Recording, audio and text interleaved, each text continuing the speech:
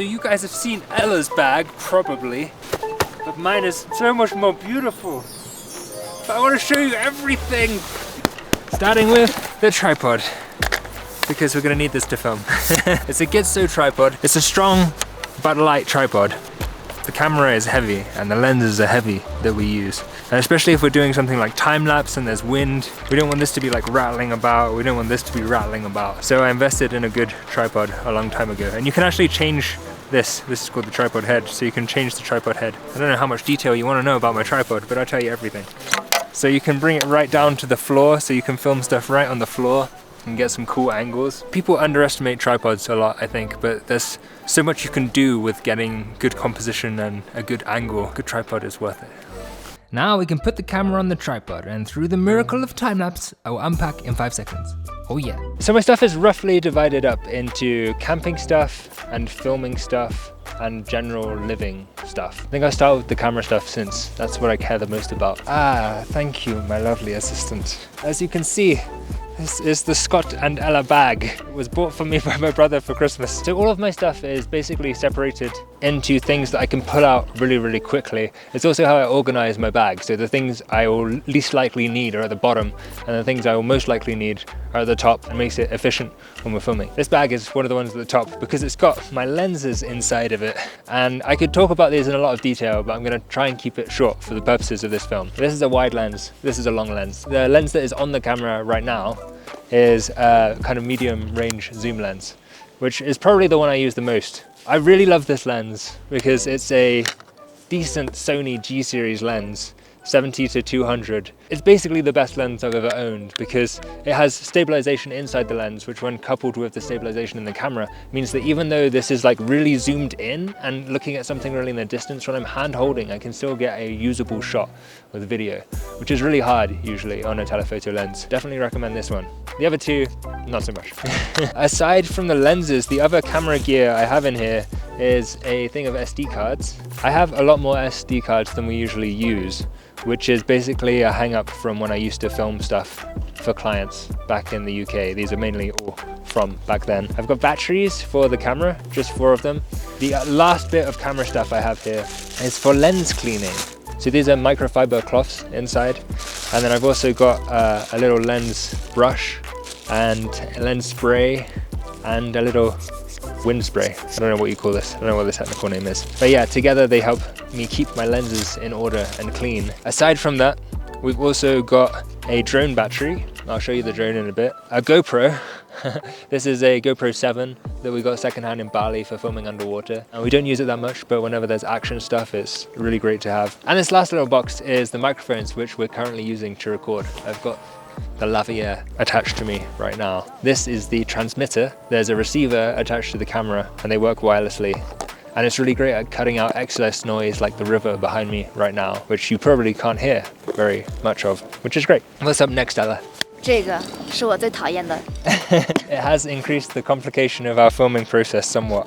Inside this little secret box is our gimbal. It always gets checked a lot when we're going through land borders or airports because it looks a little bit like a gun. It sits like this. Each of these 3 axes balances, and it allows me to get really steady shots with the camera. It takes a little while to set up because you have to balance each of them to the weight of the camera and the lenses that you are using, but it gets really cinematic shots that look really beautiful. You can also do some cool stuff with it, like if you set it up on a tripod, you can use the phone to control the movement. So I can like set a movement up and then me and Ella go run away and then press play, and then the camera will move as if we've got like our own camera operator. This is the DJI Ronin. They have a few other similar models as well, but this one basically works well for the weight of the camera that we use. 我为什么很讨厌这个东西呢？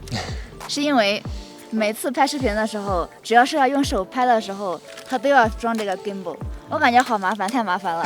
也许是我不称职吧，是你太称职。Gotta make it look good. Inside these two are drone controller. So this is a Mavic Pro 2 drone, not the zoom version. It shoots 4K. The image quality is really great because it's got a Hasselblad lens on it. The phone just goes in here and controls it. We've fixed it probably close to 10 times now, but I've yet to crash it. It just keeps breaking. It's just amazing to be able to put it into the sky and be able to see what a bird would see from above. and obviously it gets some really cool and interesting angles for filming. I think it's a really great way of just showing what a landscape looks like through film, because that can be really hard to show on a tripod with the camera. A really great filmmaking tool. 我这个我真的太无语了。This is a leftover from the days of Bali. We bought this as a dry box to keep the camera in, but it's now become the place where battery chargers, hard drives, mouse for the computer, basically all the cables and stuff inside of here, and it's just convenient to have it all in one place. I think the only thing really worth showing in here is the hard drives. These are Samsung T7 2TB hard drives. They're really fast, and they are such an upgrade from the last ones that we had, which recently died. Along with this is an extension cable. We've got English adapters for our MacBooks, so it's just a necessary item to have. So we bought this for our hitchhike in Mongolia because we thought it would be a lot harder than it turned out to actually be. It's a battery charger, but it charges from the sun. We also occasionally use this to charge film stuff. For example, I can charge the on-camera microphone over there using this. I can charge the wireless microphones, so it's a really great emergency system. That's pretty much all of the electricals. I guess we'll have to set up our tent to show you this properly. So we got this for our hitchhiking trip as well. 2-person tent, nature hike, maybe 2 kilograms, maybe a little bit less. 我觉得应该就是1.5公斤左右。 The best thing I love about this is that you can set it up without the fly sheet over the top, and it looks really cool. And then we bought this at the same time. 2-person roll mat. I experienced what it's like not to have a roll mat on my first ever hitchhiking adventure. In cold weather, a lot of the cold, I found out, comes from the ground, and I was shivering myself to death at night. So along with those two go these 2 plastic bags. This I use to wrap everything up inside my bag, and it's basically so that we can travel in any sort of weather and not be worried about kit getting damaged. I think it's very ridiculous, even though it's very important.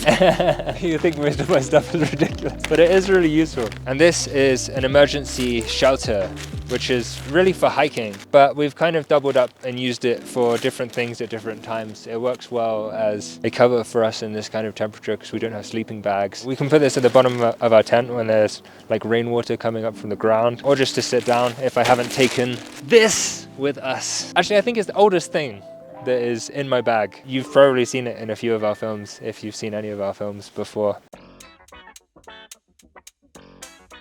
Beautiful, beautiful. I love you, blue blanket. I love this so much because you can turn anywhere into a picnic site. It just becomes immediately comfortable. It's bloody heavy.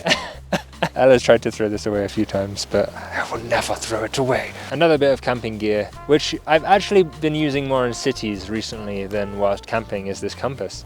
I think if you don't know how to use this compass, it just seems like a stupid and unnecessary device, but it's actually really, really helpful. It just means I know I'm never going to get lost, which is good when you're always traveling in unknown places. I get out of a taxi, and if you're at like a Shizuoka, you don't know which way to go. Ha ha ha ha! Bring the compass out, and suddenly you know exactly where to go. So this is actually probably one of the top things that I would recommend to learn how to use for traveling, and especially for hiking, because you can't hike mountains without a compass. What if fog comes and you don't know how to get back?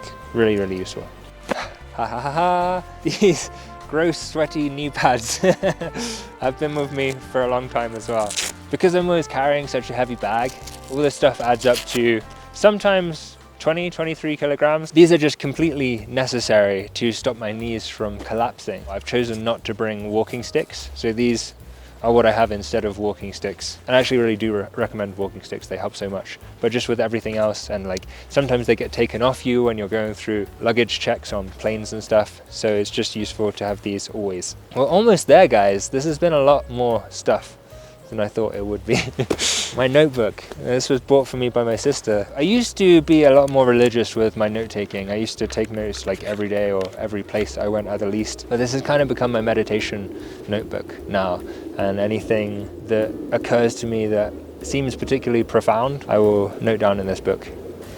Headphones. I just used these to monitor audio, and I need them to record the sound when we're walking because stuff does happen. Sometimes the microphones don't work, and etc, etc. Maybe I'll just show you the other thing which is attached to the camera right now. This is our on-camera microphone. It's a Rode NT7, I think, or NTG7. It's really great. It's got a few nice functions here, which I won't go into detail with, but basically stick it on top of the camera and you get audio. The last thing, I very rarely put my camera into my bag. I usually have it around my neck.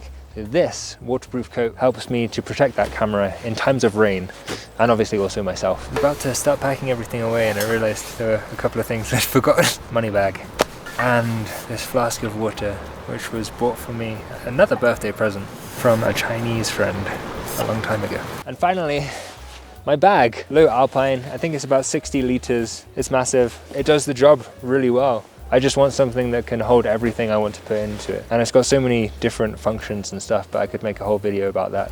That's all my stuff. If you haven't checked out Ella's bag video, go check hers out, because that's the other half to all this equipment. If we weren't traveling together, I'd have to do this a very different way. She's got a lot of the essentials. If you have any questions about all the gear I've been talking about, leave a comment below and I'll try and get back to you. See you next time, guys.